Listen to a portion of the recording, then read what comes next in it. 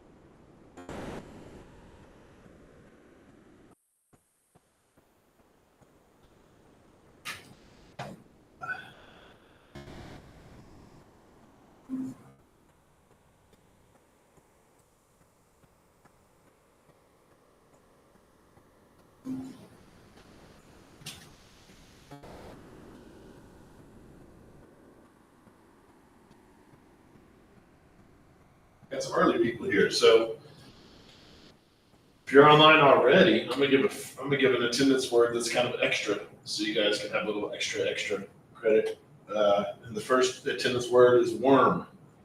Since the early bird gets the worm, the first one is worm. If you're watching this video as opposed to the live stream, that's not an extra word.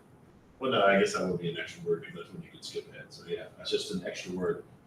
As usual, for those of you watching the video, so not Chad Thompson, not Fork Lane, not Cameron Reed, because you guys are on the live stream, but if you guys are watching this video at a later date, in addition to sending the attendance words, you also need to send a screenshot every time I say the attendance words. So basically everything as we usually do it. Morning. Morning. All right. Got a minute left, so I'll start attendance. Bangura is not here. Casebolt is here. You're going to get double the attendance points since there's only 2 of you physically here. Tristan is not here. Covington Griggs is not here. Kately is not here. Dow is not here. Hughes is not here. Lepty, like I said, is online, but if you're online, I'm just going to say you're not here because you're not physically here. It's just as usual. Carla is not here. Mankins is not here. Mathis is not here. Rains is here, getting double the points for being only 2 people here. Reed, not here. Elise, not here. Thompson, not here. Withrow, not here. Yin Dewey, not here. Elkins, not here. It is 8 a.m., so that's a perfect time to start. We're just doing things as usual. The attendance words will be questions. And the last attendance word will be you asking me a question about everything that I've covered today. Screenshots if you're watching the video, but not if you're doing the live stream. If you're in person, you can send those words and you get extra credit. If you're online watching the live stream, you just have to send those words to be considered present. A lot of you aren't paying attention, so pay close attention. For those of you who are watching the live stream, you guys are losing a lot of points or missing out on a lot of extra credit points. Question, yes, sir. I was going to ask, are we doing this at the middle of the day? Oh, good question. Yeah. Okay. So already answered. Good. Yeah. So for you two who are here, you don't have to send them in, but you'll just get extra credit for doing so. Anyway, any questions before we get started? Okay. In that case, let's jump into it.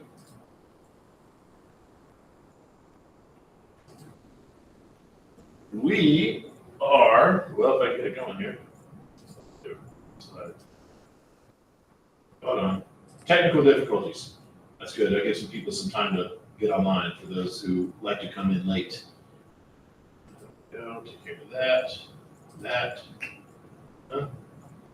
Slideshow beginning. There we go.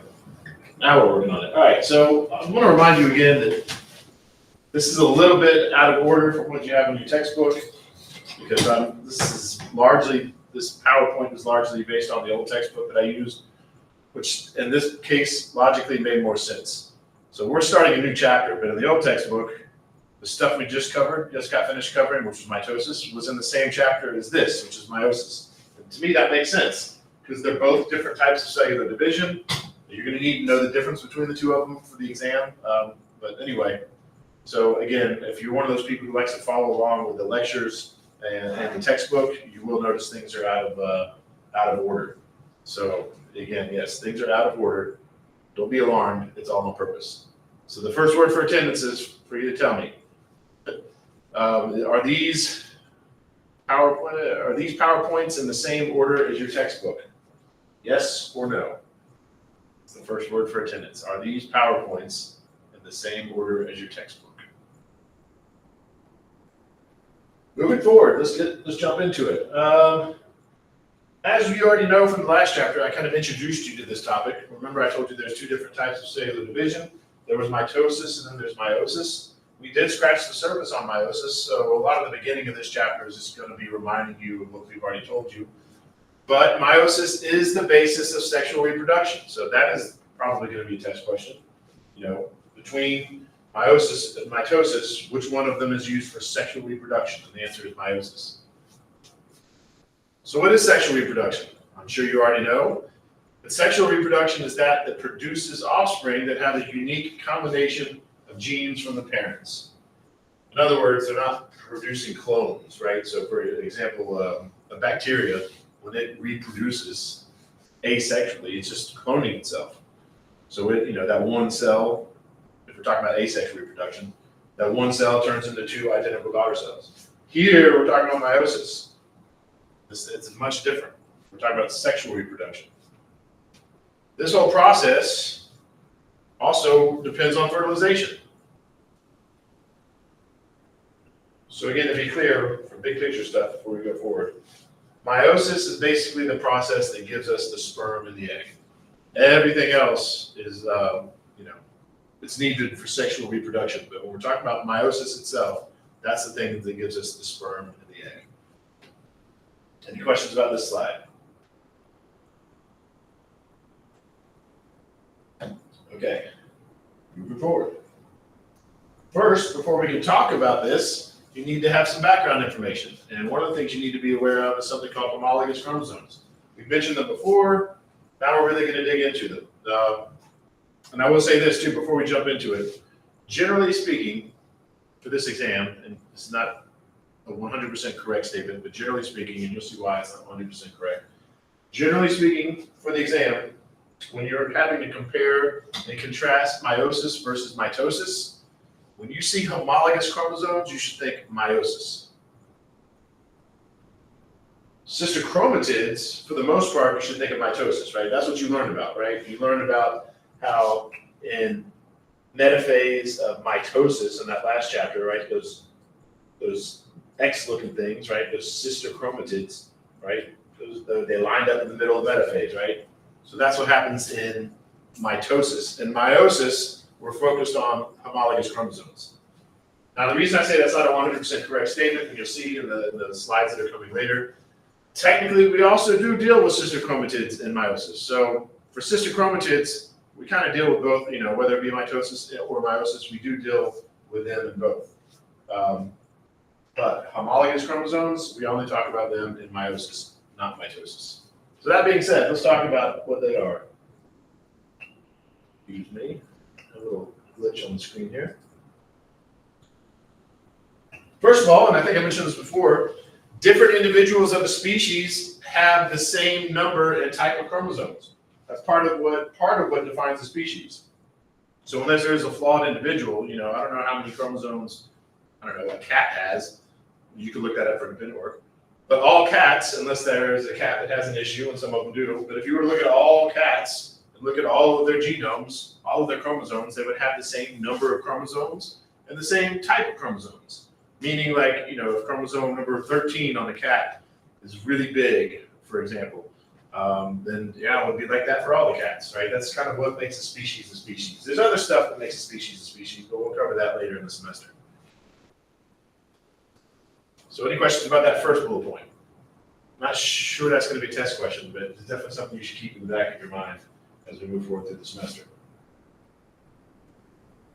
All right, another thing you need to know is what a human somatic cell is. Basically, a somatic cell is every cell in your body other than sperm or eggs, right? So a somatic cell is everything. It's anything other than your sperm or egg cell.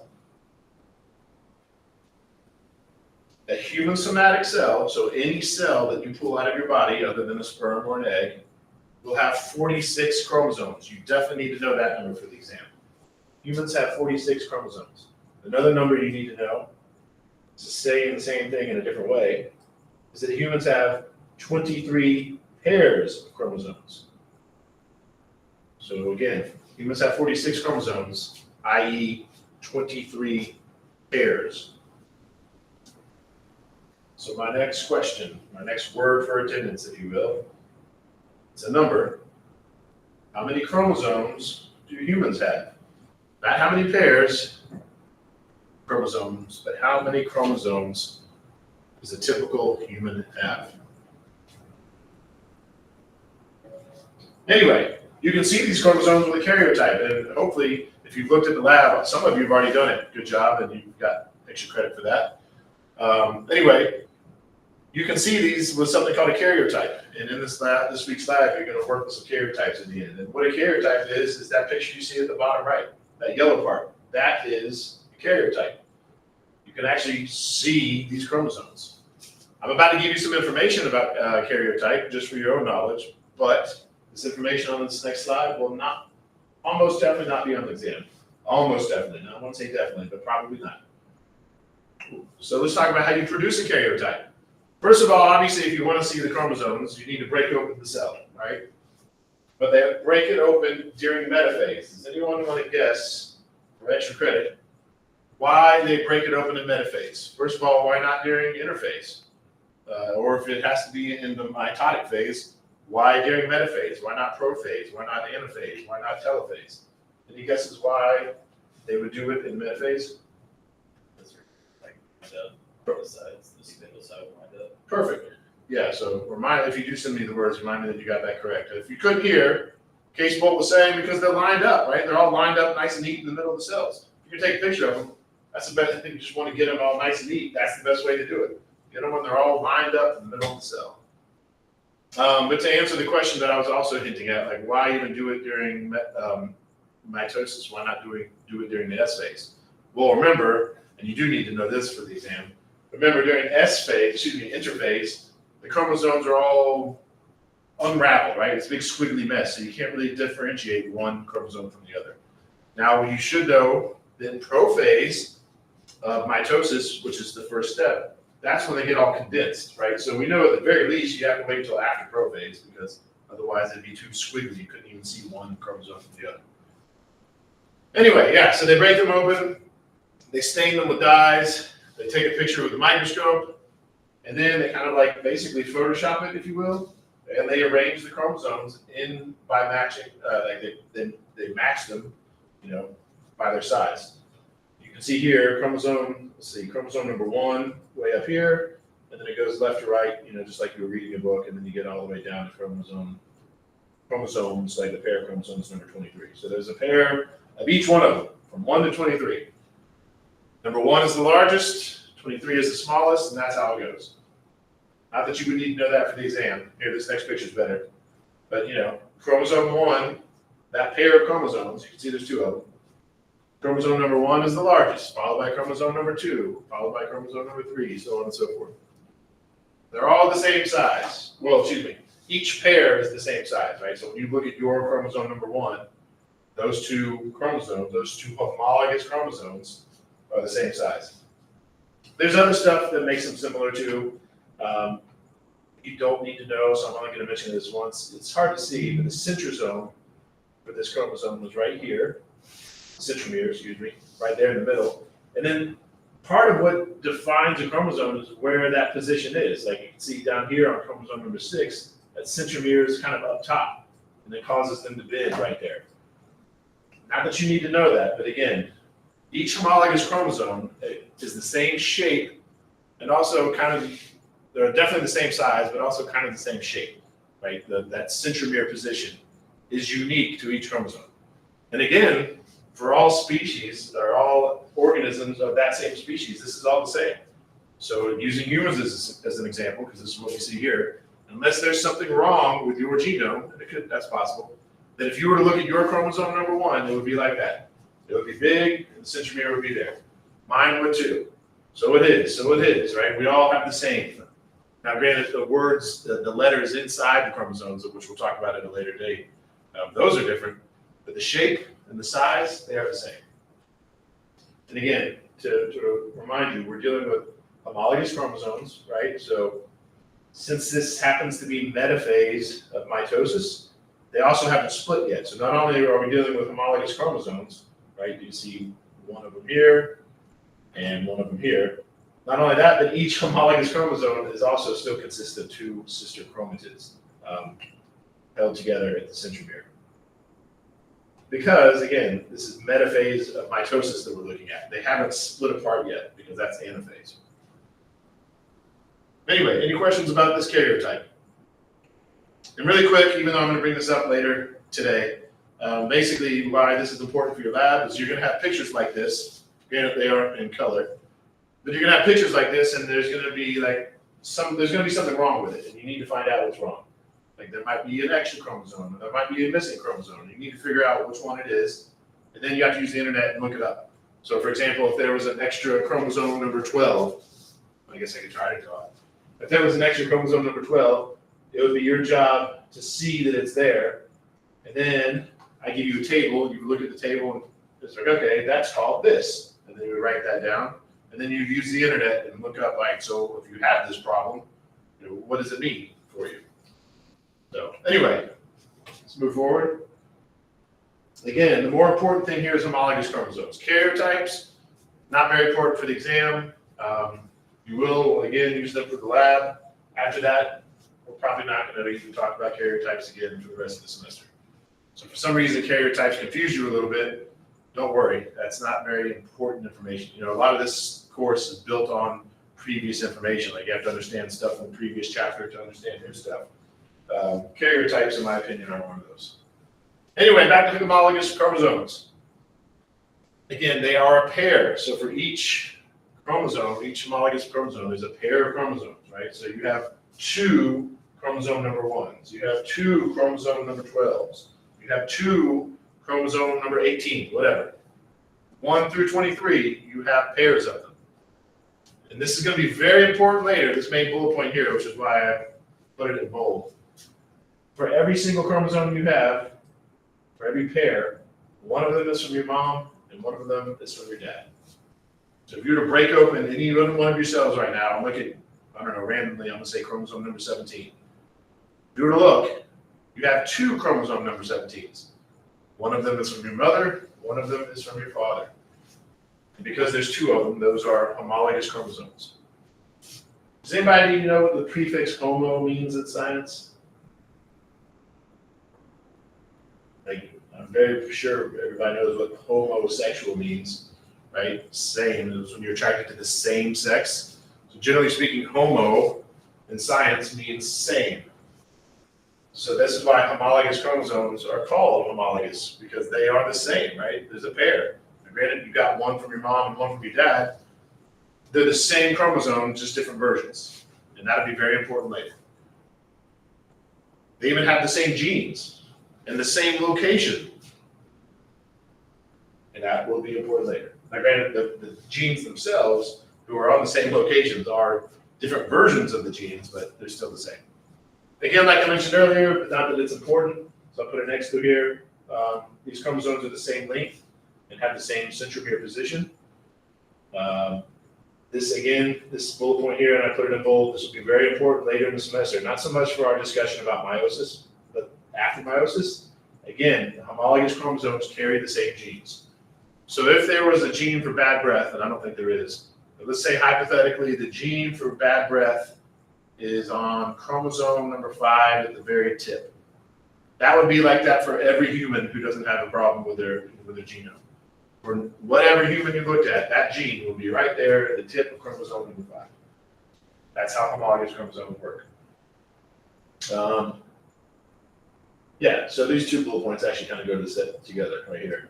Carry the same genes, and they control the same characteristics. And again, as you're going to learn later, there will be different versions of the gene. So using my same stupid hypothetical idea of a gene for bad breath, maybe I got one gene, I got that gene from my mom, and her version of the gene is, yep, you're going to have bad breath. And then I got a different version from my dad that says, no, you won't get bad breath. Right? And maybe your mom gave you the bad breath version, and your dad gave you the bad breath version. Maybe your buddy, his mom gave him the not bad breath version, and his dad gave him the not bad breath version, right? So again, they're the same genes at the same location on the same chromosomes. There's just sometimes different versions of the genes, and that'll be the basis of a whole, actually the next lab, as a matter of fact.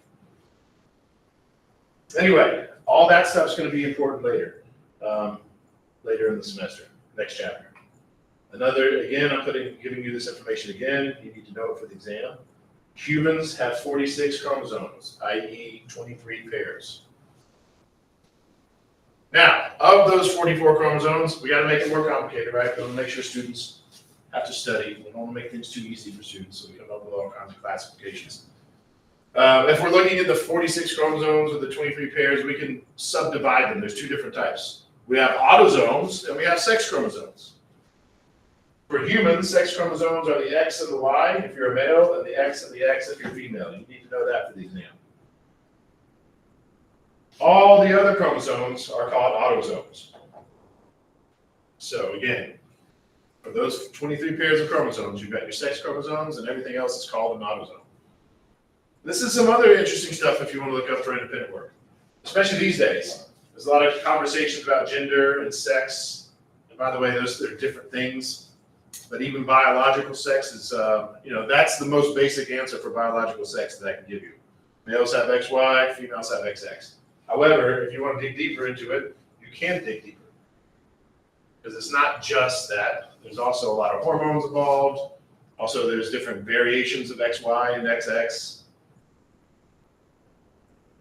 There's hermaphrodites. There's all kinds of interesting stuff out there. Like I told you, even though we're not talking about humans, but I gave you an example last week, I think it was, about those flatworms that are hermaphroditic. So they're both male and female, and the way they reproduce is they try to stab each other with a penis. And whoever does the stabbing at that point is the male, puts the sperm into the other one, which at that point becomes the female, and that's how they reproduce. So again, a lot of fascinating stuff to look into for independent work. There's some fish, for example, that they're all, see if I can remember this correctly. I might be wrong, and you could look it up for independent work. I think they're all male, except the head fish. There's like one head woman fish, a head female fish in charge. She's the biggest one. The rest of them are male.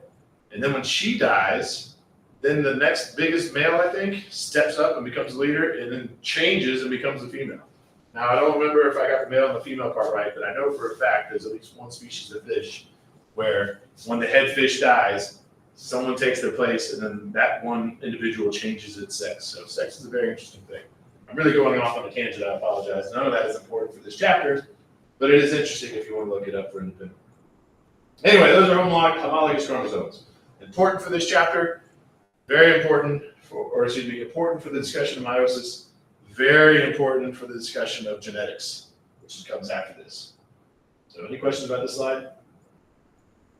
All right, my next word for attendance is actually going to be 2 letters. If you are a male with normal chromosomes, a human male with normal chromosomes, what are your 2 sex chromosomes? And again, if you're online right now watching this live, you don't need to do a screenshot. If you are watching this video at a later date, you should take a screenshot. I should be able to see, there's circles and X's and things like that. All right, if there's no questions, let's move forward. Let's talk about gametes and the life cycle of a sexual organism. This bullet point is also just leading us to what you need to know. I haven't even gotten into the good stuff yet. This is all like the background information you need to know to understand how meiosis works. So the life cycle of a multicellular organism is a sequence of stages from the adults of one generation to the adults of the next. So keep in mind here, we're looking at this from the context of sexual reproduction. So for us in this discussion, I think normally when you think of life cycle, you think birth to death. But in this conversation, in this context, the life cycle is we're talking about the birth, the adults of one generation to the adults of the next. That'll make more sense when I show you the picture. It's just going to come, not the next slide, but I think the slide after that. Either way, I'm not going to ask any questions about that. This, again, is just some background information before we get to the stuff that you really need to know. It just so happens that when we're talking about the life cycle of a sexually reproducing organism, that having 2 sets of chromosomes is a key factor in our life cycle. And you'll see why. It's going to make more sense later, right? You have 2 sets of chromosomes. And then spoiler alert, I'm going to tell you this now so that you're going to learn it later. When you make your egg and your sperm, as you might imagine, at that point, if you were to look at those cells, they only have 1 set of chromosomes, which makes sense though, right? Because then they come together during fertilization, and then obviously at that point, you go back to the normal set of chromosomes. So that being said, we can't just have it be that simple. We have to give you some words to describe it. So here's some more words that you need to know. Humans are what we call diploid dominant. See, I'm going to remind myself why I have that little star there. Your book also mentions diploid dominant and alternation of generations, but you do not need to know this. Know that humans are diploid dominant and know what diploid means. So there you go. If you're a note taker and you're someone who reads the textbook, you might want to write that down. Or you can download the PowerPoint and see it for yourself. But your book goes into this idea of alternation of generations, and I'm not going to ask you any questions about that. But yes, you do need to know that humans are diploid dominant, which means that for the most part, when you look at any cell in a human, they are diploid. What does that mean? Diploid in this case means we just have the full set of chromosomes.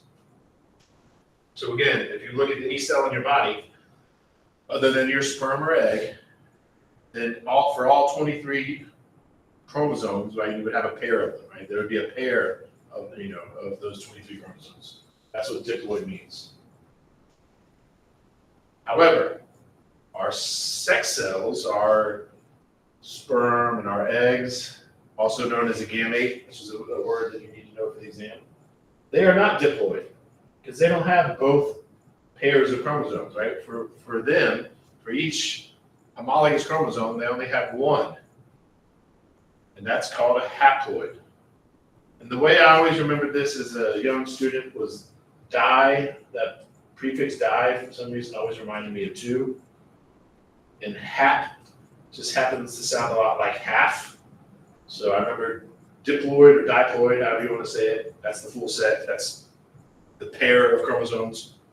Haploid is half of that, right? So half of the pair is just one. So you do need to know what those words mean. One, because I might ask about them in the exam.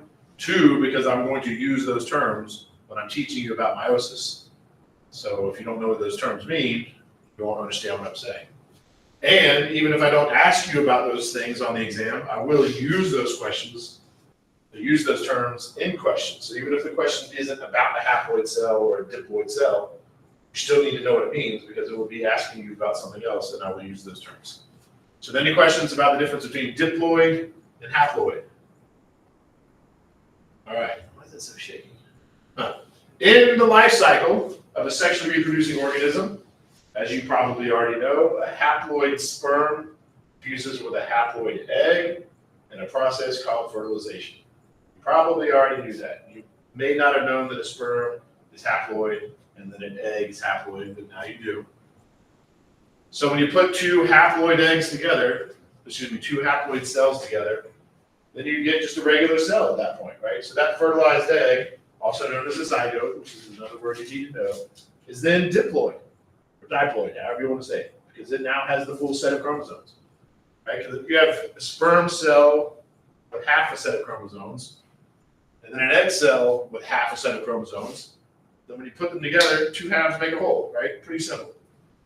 Probably, I'm hoping for you guys, the hardest thing about everything I've just told you on the slide is just all the new words. You probably already knew all this, but now you know diploid means you have the whole set, haploid means you only have half of the set. Sperm and egg cells are called gametes. When they come together in fertilization, it produces something called a zygote. These might be some new words for you, but probably, hopefully, everything else is a review for you. The next slide is just a picture of what's on this slide. So are there any questions about what's on this slide? All right, so here's the human life cycle from the adults of one generation to the adults of the next, right? So here we have these adults. I'm going to put an X to this because I want to indicate I'm not going to ask you anything about this. When we talk about diploid and haploid, there's another way to talk about it. So and it is this. For humans, 2n equals 46 is a diploid adult, meaning that we have two pairs, right? We have a pair of chromosomes, and because there's 23 of them, 22 times 23 equals 46. But I put an X to that.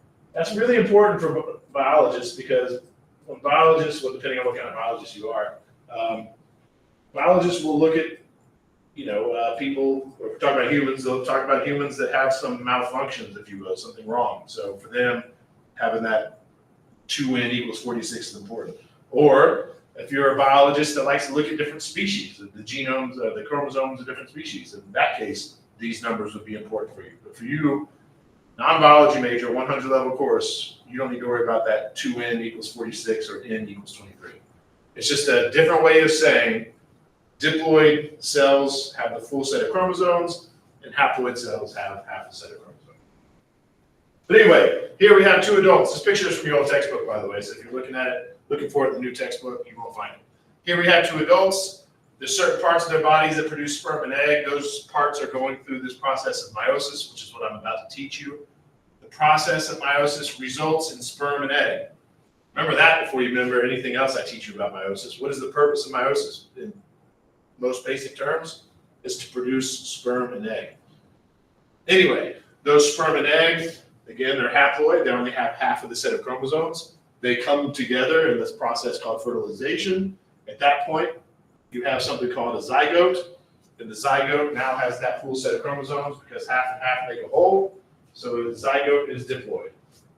And then, of course, that zygote, that one cell, we all started as one cell, it goes through a whole lot of mitosis, right? And eventually turns into an embryo, eventually turns into a baby, which eventually turns into an adult, right?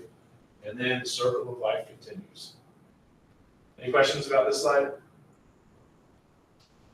All right, again, in my opinion, I hope you guys already know all this stuff. I hope the only thing new here is just these terms: haploid, diploid, meiosis, mitosis, gamete, and zygote.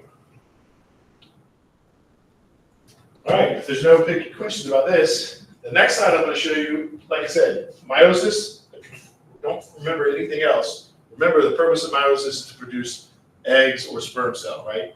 So this next slide I'm going to show you is a very, very basic picture of meiosis. We're going to get much deeper, but just like I've been doing recently, hopefully you've noticed since respiration, we kind of scratch the surface, then we dig a little bit deeper, dig a little bit deeper. So here we go, let's scratch the surface. Here we are looking at meiosis. Well, we're about to. You can see down here at the bottom, it says technically right now we're looking at interphase. So it hasn't even gotten into meiosis yet, right? It's just in interphase. Here we have a pair of homologous chromosomes. That must be, even though it's not shown here, that has to be G1.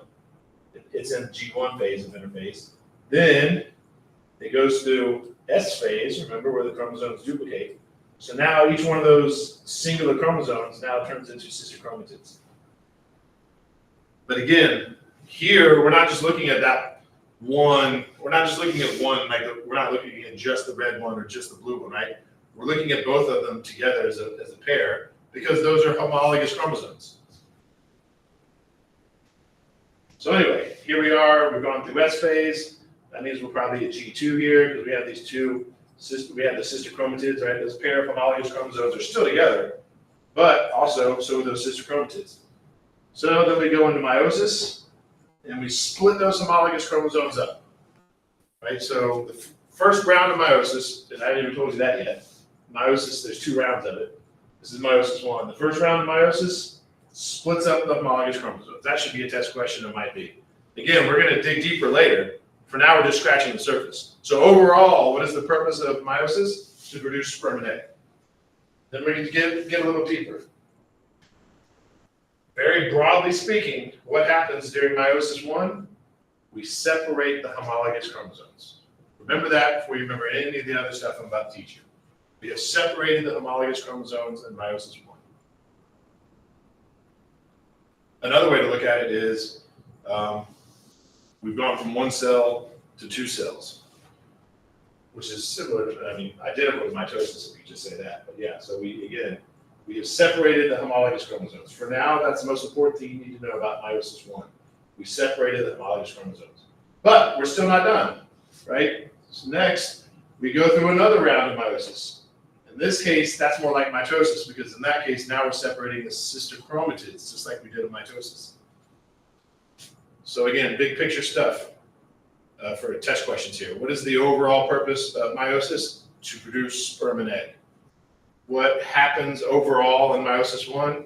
We separate homologous chromosomes. What happens overall in meiosis 2? We separate sister chromatids. How many egg, what do we start with and end with in meiosis? That's another good test question that you can see right here. We start with 1 cell, we end with 4 cells. Then we can get even deeper. We start with one diploid cell and end with 4 haploid cells. A lot of test questions just on that one picture. And again, this is just scratching the surface. We haven't even gotten into it yet. Which again, I recommend studying that way. Everybody's brain is different. But my brain worked that way, and back when I was a student here, I used to tutor in the tap room, and I tutored, I helped a lot of people, and most of them, that's the way their brain worked too. Memorize the big picture stuff before you start adding the details. Anyway, any questions about this slide? Okay, with the big picture out of the way, we can finally talk about meiosis in detail. But before we do that, now that hopefully some more people have showed up, I gave some grace for some late shower-uppers, let's do announcements and reminders. Once again, the exam 1 retake and exam 2 are due next Sunday. So not this coming Sunday, but the Sunday that ends spring break. Why do I have to take an exam over spring break? You don't. You can take it before if you want to. As a reminder, you got 50 questions, take 50 minutes, take about 50 questions. If you want more time, let me know. We can meet online. I'll proctor the exam. You can have more time. A reminder again for the retake. If you do the retake, you have to let me know. Your grade will not be automatically updated. I have no way of knowing if you retook the exam. So if you retake exam 1, you need to let me know so I can go in and adjust your grade. Any questions about that first bullet point? All right. As you should know, I'm sure, the photosynthesis and respiration lab is way past due. If you haven't done it, you should definitely do it. Remember, there's an announcement. If you look, it says something like photosynthesis respiration lab important. If you click on that announcement, it's everything you need for that lab, right? It's the data. It's the video of us talking about how to do the lab and a video of us how to do the lab report, right? It's all there. The links to where to submit the lab, the links to where to submit the lab report, the link to the document that you're going to use to write the lab report. It's all in that one announcement. Anyway, yeah, so it's past due. Your lab report itself should be due this Wednesday, like a week from today, because that will have been 2 weeks after the exam, after the lab. However, next Wednesday will be spring break. So for that reason, I pushed the due date back to Monday. So technically your lab report will be due the Monday after we get back from spring break. So again, all the information you need to do that is on in the announcements. And also, like I keep saying over and over and over again, I'm here to help. Meet me online. If you need detailed help, I can help you that way. We can go through each step. Or before you submit it, just let me look at it and say, well, you're going to miss a lot of points for this, or I won't even accept it because of that, right? Please let me do this. It'll take 5 minutes at the most. Anyway, any questions about photosynthesis respiration lab stuff? Okay. This week we're doing pre-lab, or we're doing lab 7. Obviously the pre-lab was due Friday. You should still do it. You won't get full credit if you haven't done it, but you'll get, some credits better than none. Today is it's not a regular lab. This is completely virtual. So for the first time, I'm letting you know, you don't even have to come to lab if you don't want. If you do come to lab, I'll probably give you a little extra credit. But yeah, you don't have to attend today if you don't want to. It's all virtual. I'll be sitting here. You'll be sitting there doing the work. It could be helpful because if you need me, I'm right here to help you. But then again, if you could just go to the library, log in online, do it there. And again, I'll be online. I'll be sitting here and I'll be online. So wherever you are, I can help you. Yeah, and as usual, the lab itself is due today and past due Friday. Pre-lab for next week is also due Friday. And I'll go ahead and tell you this, please don't mess it up. I wish I remembered, I should have looked at it. At the very least, this pre-lab is due for, pre-lab 8 is due Friday.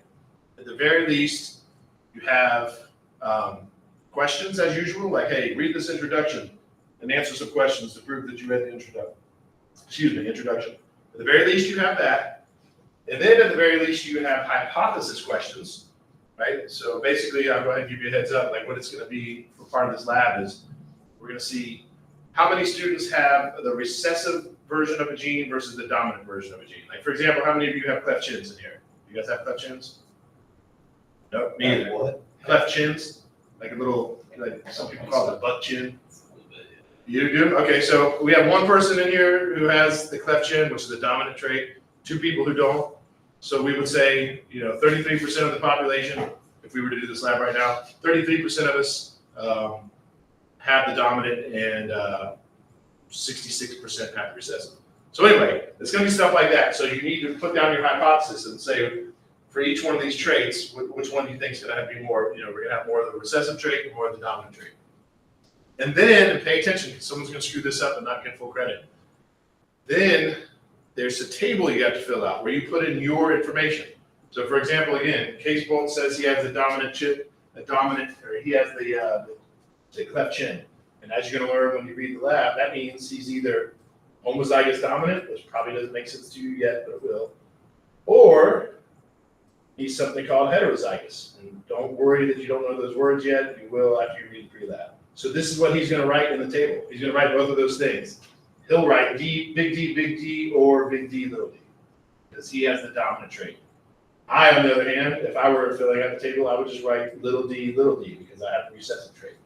So there's a whole table you have to fill out in addition to the pre-labs. So make sure you do that.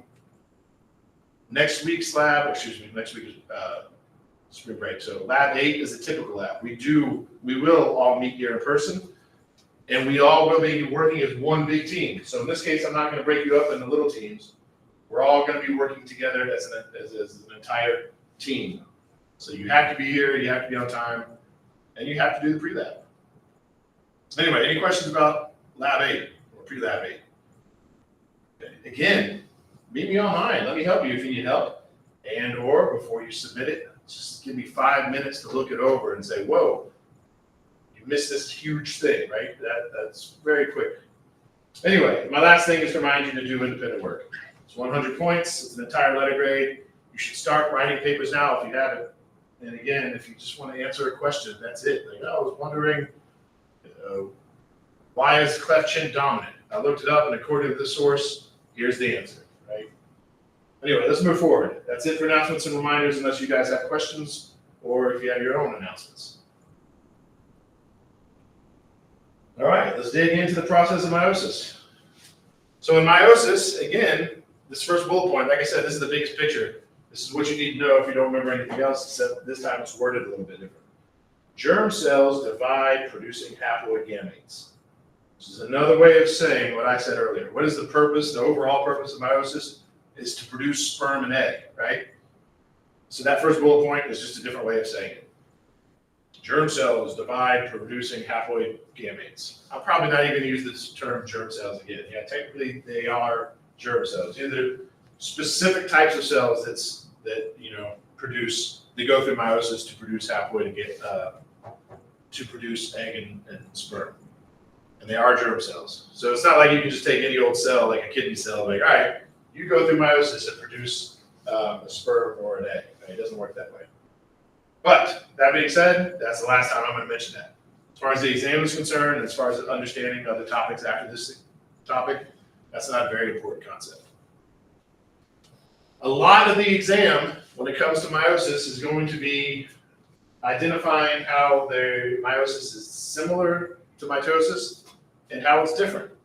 So with that being said, first of all, I suggest making sure you are very familiar with mitosis before you even start studying meiosis. The second thing I'll say with that is, now let's focus on how they're similar and different. Because again, for meiosis, a lot of the exam will be comparing and contrasting the two.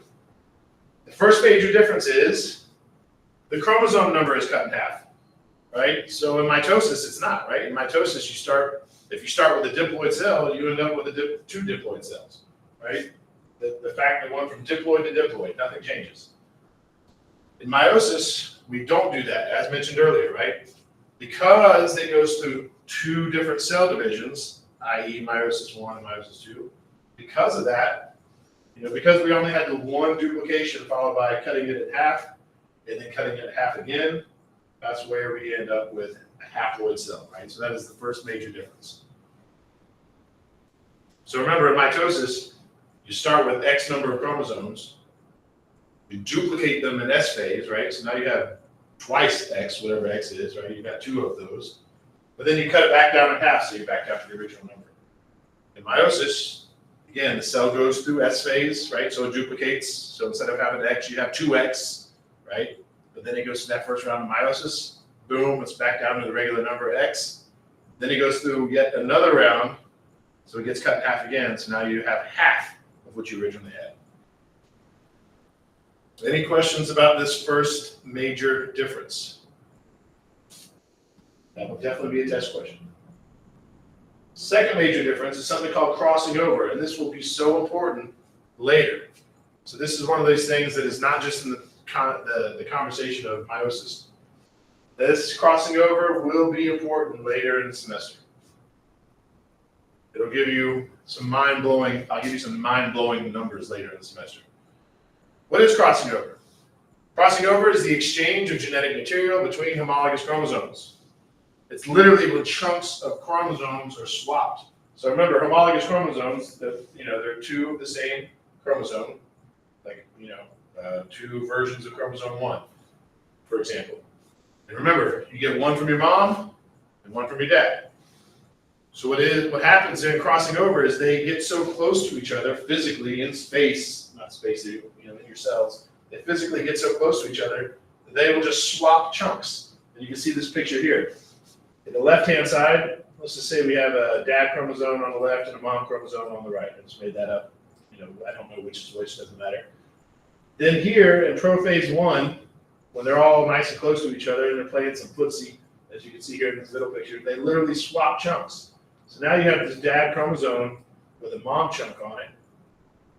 And then you have this mom chromosome with a dad chunk on it. That will be so important later in the semester. Also, I'll point out that this happens in so many different ways. Like, it's not always that, just showing you that picture. It's not always that. Sometimes crossing over doesn't happen at all. Sometimes it's a big chunk. Sometimes it's a tiny chunk. Sometimes it's more than 1 chunk. Right? So this whole crossing over is completely random. And again, that concept will be very important later. For now, for understanding meiosis, that concept is not very important. For understanding meiosis, as a matter of fact, when I think about it, other than the fact that I'm going to ask you when crossing over happens, other than that, that's not really important for meiosis. To understand how meiosis works, you don't even necessarily need to know this. But I will ask you about it because this will be important when we start talking about genetics and heredity, things like that. So again, 2 main differences. The first one, which is no longer on the screen, is that the chromosome number gets cut in half in meiosis. It does not in mitosis. And the second main difference is we have crossing over when it comes to meiosis. This does not happen in mitosis. Any questions about this slide? All right, let's look at some pictures from the old textbook of meiosis. Obviously, before we can go into meiosis, we're still in interphase. You can see here, this book should look identical to what we talked about in mitosis. What do we have? The same thing, right? We have a cell with the nucleus intact and a bunch of unraveled chromosomes. They're too squiggly. You can't even tell which one is which. You have some centrosomes that haven't done anything yet, but remember, eventually they're going to move to the side. The mitotic spindle is going to come out. But for now, they're just sitting there, right? That's interphase. Then it goes through prophase 1. Those chromosomes condense, just like they do in mitosis. The mitotic spindle, of course you can't see it, but it's working on it. Mitotic spindle attaches to the homologous chromosomes, just like they do in mitosis. The nuclear envelope disappears, just like it does in mitosis. Then, at that point, we're still talking about prophase 1. You can't see it because it hasn't. This picture doesn't show it, but the picture in your eye, the nucleus is completely gone. The spindles are attached, and what's happening is the spindles are trying to move those homologous chromosomes towards the middle of the cell, and then once they hit it, boom, now we call that metaphase. Just like in mitosis. The only difference here is now, because we're dealing with metaphase 1, dealing with meiosis, that's first meiosis, which is different than mitosis. Now, instead of having a line of sister chromatids, we have a line of homologous chromosomes. Again, that's the biggest difference as far as the exam is concerned. We're dealing with homologous chromosomes in meiosis 1. We're not dealing with sister chromatids. We deal with that later. We deal with that in mitosis as well, but when it comes to meiosis 1, we're dealing with homologous chromosomes. Anyway, that out of the way, other than that, everything's the same, right? We still have these spindles pulling, right, trying to separate these things. Once they finally do get separated, that is called anaphase, right? So they're getting separated, they're getting pulled apart. The cell is elongating, right? So not only are the chromosomes moving away from each other, the homologous chromosomes, right, but the cell is also elongating, it's getting longer. But again, major difference here between anaphase 1 and anaphase 2 or anaphase of mitosis. Because we're dealing with the first round of meiosis, we're dealing with homologous chromosomes, not sister chromatids, right? It's the homologous chromosomes that meet in the middle. It's the homologous chromosomes that have now been separated. Then, of course, in telophase, same stuff. We have the cleavage and cytokinesis, right? So now this is eventually going to happen. And after meiosis 1, again, we're going to be left with 2 cells. In short, everything I just said, here it is in writing. Essentially, prophase 1 is the same as mitosis, except we're dealing with homologous chromosomes instead of sister chromatids. The pairing of these homologous chromosomes are called synapses. I'm not going to ask you that. We've already mentioned that crossing over occurs. That will be very important later, because again, we're doing prophase 1. And also, just to point this out, your book actually has an extra part. They call it prophase and prometaphase. Notice I haven't even talked about that one. That's okay. When you're reading the textbook, forget about that. This is a 100 level class. I want things to be easier. As far as I'm concerned, prophase and prometaphase are the same thing. So let me ask you this, one last word for attendance. When does crossing over occur? Prophase 1, metaphase 1, anaphase 1, or telophase 1? When does crossing over occur? That's your last word for attendance. Other than, and again, I'll remind you, you also need to send me one question about the material that was covered in today's lecture. Make sure you get it to me before 9 a.m. and maybe I'll see you in lab today. That's all I have.